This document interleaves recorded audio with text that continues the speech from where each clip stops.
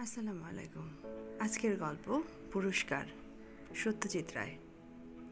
বয়স 40, লম্বা, রোগাটে, হাত পা রোগা, মুখখানা শীর্ণ, পকেটের দশা আরও কাহিল।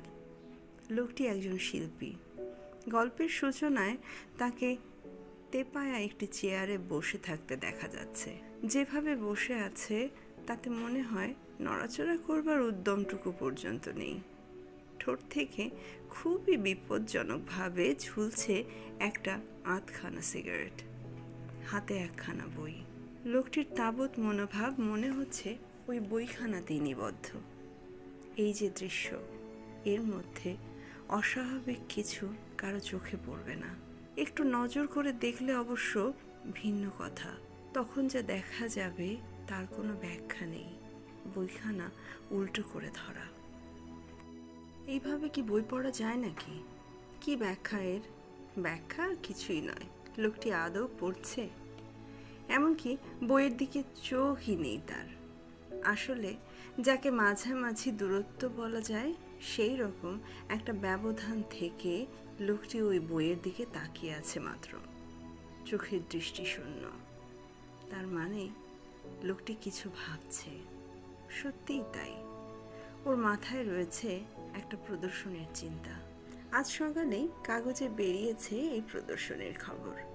এবারে চারুকলা প্রদর্শনী নাকি এত বড় আকারে অনুষ্ঠিত হতে চলেছে, আর মিডিয়া বা মাধ্যমের ব্যবহারের ব্যাপারেও কোনো বিধিনিষেধ নেই। শিল্পী ওটা বেছে নিতে পারবেন তার আপন ইচ্ছে অনুযায়ী। এই প্রদর্শনীর এই দুটোই হচ্ছে মস্ত বৈশিষ্ট্য। এর ফলে শিল্পীরা তাদের প্রতিভার পরিচয় একেবারে অবাধে দিতে পারবেন। প্রদর্শনীর এই যে বিজ্ঞপ্তি, এটা নিয়েই এখন ভাবছে আমাদের শিল্পী। ছাপার অক্ষরে যা কিনা একেবারেই ঠান্ডা এবং নেহাতি একটা খবর মাত্র, তাই তাকে আলোড়িত উত্তেজিত করে তুলেছে। দীর্ঘদিন যাবৎ সে তো ধৈর্য ধরে এই রকমই একটা সুযোগের প্রতীক্ষায় ছিল। তুলির ব্যবহারে তার দক্ষতা যে কতখানি সে চাইছিল যে লোকে সেটা জানুক, তাকে কিছুটা স্বীকৃতি দিক। সেই স্বীকৃতি পাওয়ার এই হচ্ছে একমাত্র সুযোগ। নিজের প্রতিভা সম্পর্কে কোনো অলীক ধারণা তার একেবারেই নেই। প্রদর্শনীতে বেশ মোটা অঙ্কের যেসব নগদ পুরস্কার দেয়া হবে, সেই সবের কোনোটাই সে যে পাবে এমন কথা সে কল্পনাও করে না। তার কাজের জন্য উদ্যোক্তাদের একটা প্রশংসাপত্র পেলেই সে খুশি হয়ে যায়। তাও যে পাবে এমন ভরসা তার নেই।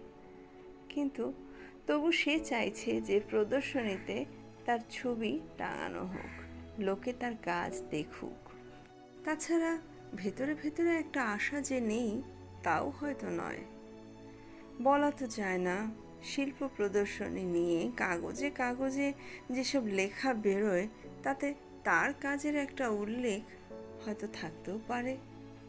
কোনো সমালোচক হয়তো লিখতেও পারেন, শ্রী এর আ ফ্যামিলি গ্রুপ। চিত্রখানির আবেদনও কম নয়।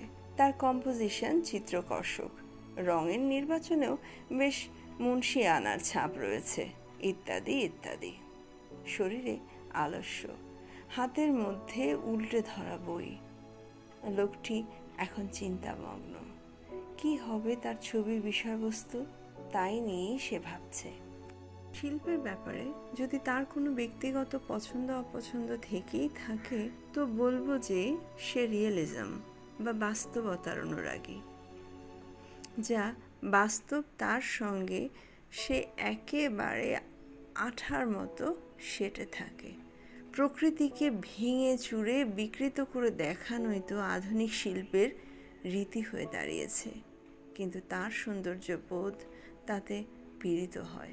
শিল্পে যা স্যারিয়ালিজম বা অধিবাস্তববাদ বলে চলছে, তা তার ভীতি উদ্রেক করে। তাছাড়া রেখা আর আকৃতি নিয়ে ওই যেসব পাগলামির খেলা, তার নাম দেয়া হয়েছে অ্যাবস্ট্রাকশন বা বিমূর্ত শিল্প। ওটা তার মনে আদৌ কোনো সাড়া জাগায় না। তার বন্ধুদের মধ্যে অনেকেই শিল্প নিয়ে বড় বড় সব কথা বলে, তাদের কেউ বা শখের সমালোচক, কেউ বা নিজেই চিত্রশিল্পী। তারা তার সংকীর্ণ মনোভাবের নিন্দা করে বলে, তোমার কথা শুনলে হাসি পায় হে, বলে ওই সব বস্তা পচা পুরনো ধারণা নিয়ে আর চলবে না। আধুনিক শিল্পীদের কাজগুলো সব ভালো করে দেখো, তার তাৎপর্য বোঝার চেষ্টা করো, এটা তোমাকে করতেই হবে, না করে উপায় নেই। এই যে সব জিনিয়াস, এদের তুমি উপেক্ষা করতে পারবে কি করে? বলেই তারা এক গাদা নাম আওড়ে যায়, খটোমটো সব নাম। শুনে তার কান ঝাঝা করতে থাকে, কিন্তু মতের কোনো বদল ঘটে না। আধুনিক শিল্পকলার উপরে যেসব বই রয়েছে তা যে সে কখনো পড়তে চেষ্টা করে দেখেনি তা নয়, চেষ্টা করেছে একাধিকবার, কিন্তু সেই বইগুলোর মধ্যে যেসব ছবি রয়েছে তা এতই কিম্ভূত ঠেকেছে তার কাছে যে পড়া আর এগোয়নি। এরকম একটা ছবির কথা মনে পড়ছে তার।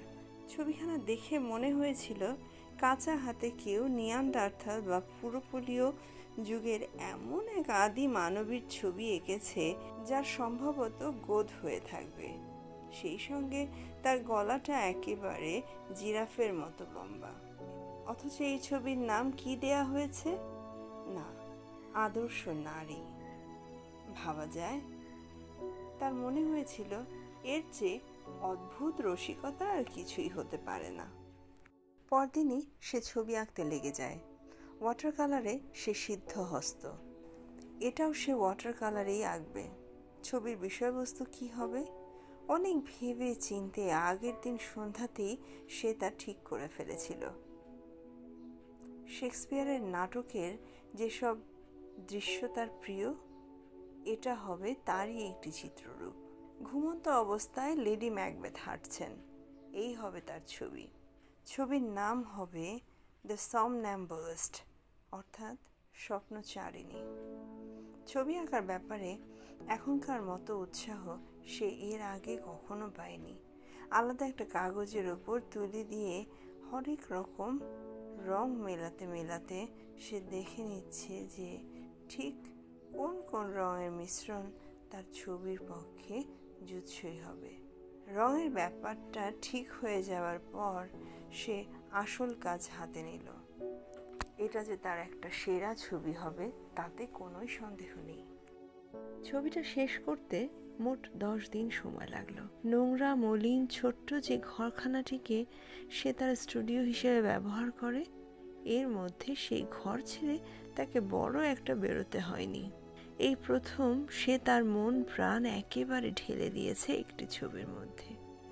যে ধৈর্য আর উদ্যম নিয়ে সে এঁকেছে এই ছবি, তার মতো ঢিলে ঢালা আর অগোছালো প্রকৃতির মানুষের পক্ষে সেটাকে একটু অস্বাভাবিকই বলতে হবে। ছবির কাজ মোটামুটি হয়ে যাওয়ার পরও এখানে ওখানে একটু আধটু তুলির ছোঁয়া তো লাগাতেই হয়। সেটা শেষ হলো 5ই জানুয়ারি তারিখে। তখন সন্ধে হয়ে আসছে। তুলি রেখে সে টান টান করে হাত ছাড়িয়ে দিল। কাজের উত্তেজনায় দপদপ করছে তার পেশিগুলো। এরা এখন বিশ্রাম চায়। একটু বাদেই কাজটা কেমন হয়েছে ঠিকমতো সেটা বুঝে নেয়ার জন্য কয়েক পা পিছিয়ে গিয়ে সে তার ছবির দিকে তাকালো। তাকিয়ে রইল পুরো 5 মিনিট। চোখ দুটো আধ বোঝা, মাথাটা একপাশে একটু হেলানো। ছবিখানিকে যত দেখে ততই ভালো লেগে যায়। রং, অভিব্যক্তি, কম্পোজিশন সবই সাক্ষ্য দিচ্ছে সেই প্রেরণার। ভেতরে যার তাগিদ ছিল বলেই সে এই ছবিটা এভাবে আঁকতে পেরেছে। হঠাৎই তার মনে হলো যে নিজেকেই সে অতিক্রম করে এসেছে। যা সে তার চোখের সামনে দেখছে তেমন ছবি যে সে আঁকতে পারবে নিজের সম্পর্কে এমন ধারণাই তো তার ছিল না।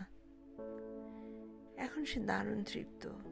সে বুঝতে পারছে যে 10 দিন ধরে এই যে এত পরিশ্রম করেছে জলে যায়নি তা।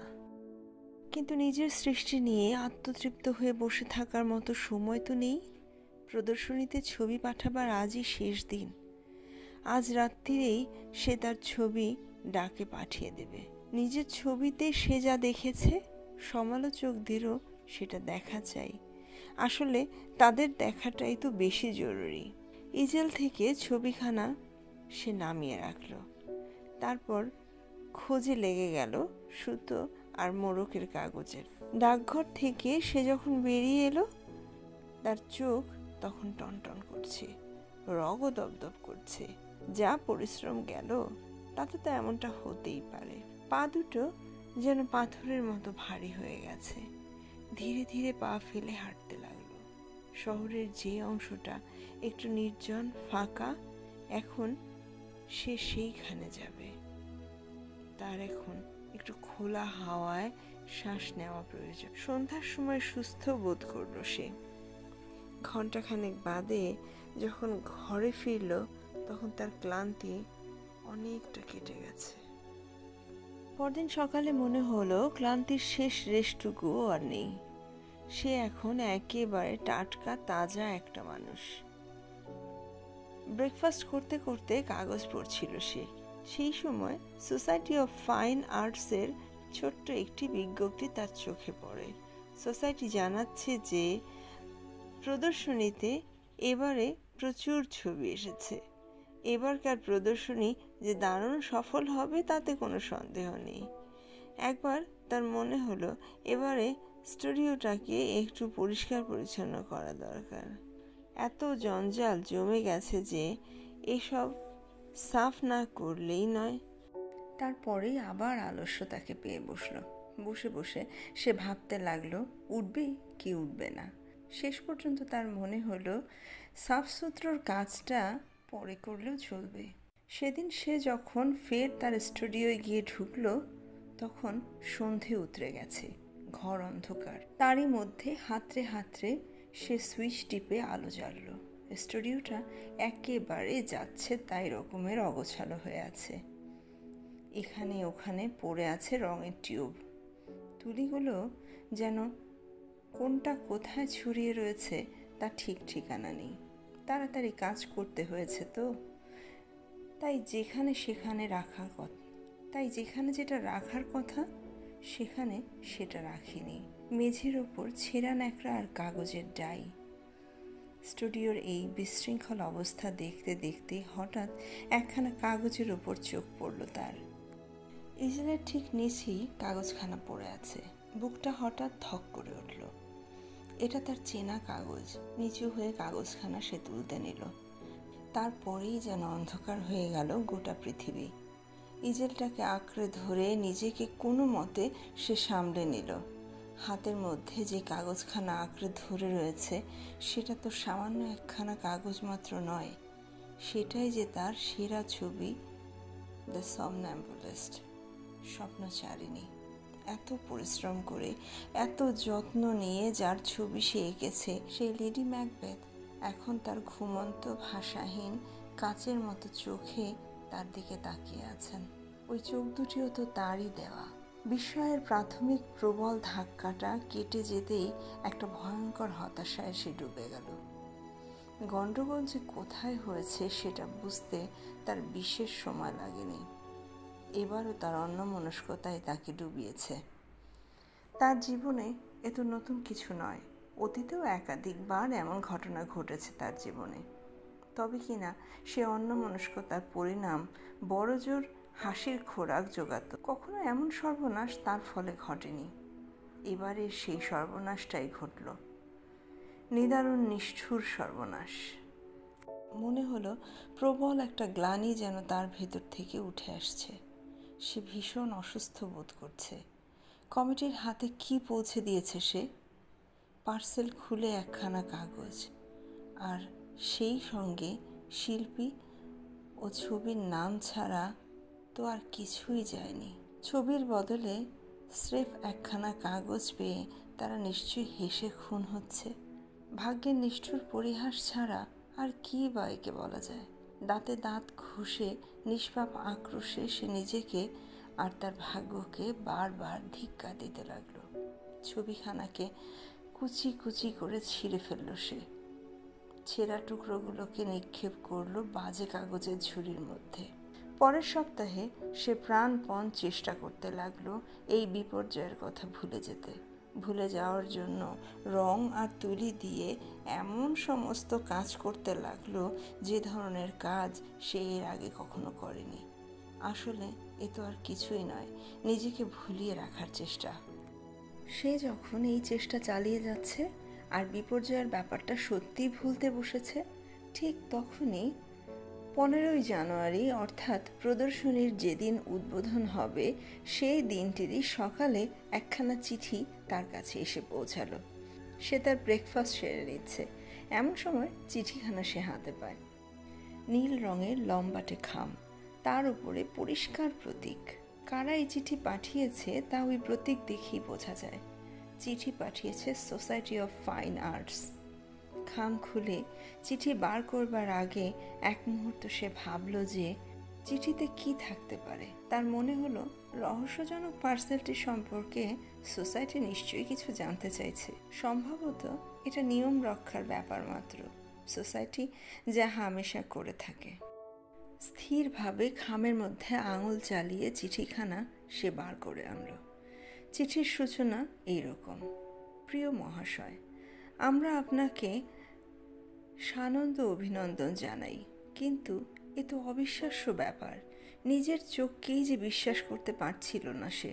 সংক্ষেপে আধা আনুষ্ঠানিক ভাষায় সোসাইটি তাকে জানাচ্ছে যে তার ছবি দ্য স্যামনাম্বুলিস্ট এবার একটি প্রথম পুরস্কার পেয়েছে। চিঠির উপসংহারে রয়েছে স্বনির্বদ্ধ অনুরোধ: প্রদর্শনীর উদ্বোধন দিবসের অনুষ্ঠানে তার উপস্থিত থাকা চাই।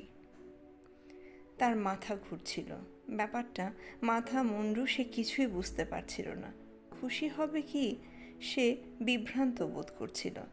প্রাথমিক উত্তেজনা কেটে যাওয়ার পর সে বুঝতে পারল যে কোথাও কিছু একটা গণ্ডগোল ঘটেছে, নয়তো এমন হয় না, এমন হতে পারেই না। আধ ঘন্টা বাদে সে যখন টাউন হলে গিয়ে পৌঁছালো, নিরুদ্ধ উত্তেজনায় তখন তার দম প্রায় বন্ধ হয়ে এসেছে। টাউন হলের মস্ত ফটক সর্বসাধারণের জন্য খুলে দেয়া হয়েছে। প্রদর্শনী দেখবার জন্য লোক আসছে লাইন বেঁধে। অকারণে দরজা আটকে দাঁড়িয়ে আছে দুই বিপুলকায় শিল্পযোদ্ধা। তাদের ঠেলে ঠুলে কোনো রকমে সে ভিতরে গিয়ে ঢুকলো। প্রদর্শনী দোতলায়, সিঁড়িতে চমৎকার গালচে পাতা, তার ওপর দিয়ে একবারে 3 ধাপ করে সিঁড়ি টপকে সে দোতলায় গিয়ে পৌঁছালো। যে হলে প্রদর্শনী, রঙের বাহারে সেটি ঝলমল করছে।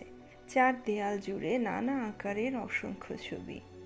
তার মধ্যে যেমন আছে ছোট ছোট সব মিনিয়েচার, তেমনি আছে বিশাল সব ক্যানভাস। উত্তেজনায় তার বুকের মধ্যে ধকধক করছে। ঘুরে ঘুরে সে ছবি দেখতে লাগলো। যেসব ছবি পুরস্কার পেয়েছে তার প্রতিটির তলায় পরিচ্ছন্ন একটি লেবেল আঁটা, তাতে শিল্পী আর ছবির নাম। খুঁটিয়ে খুঁটিয়ে সেই লেবেলগুলো দেখে যাচ্ছে সে। উত্তর, পূব আর দক্ষিণের দেয়ালের শেষ করতে তার পুরো 1 ঘন্টা লেগেছে। ল্যান্ডস্কেপ, ফিগার, স্টিল লাইফ, নানান মাধ্যমের করা স্কেচ, কোনোটাই সে বাদ দেয়নি। এ যেন তার দৃষ্টিশক্তির অগ্নি পরীক্ষা।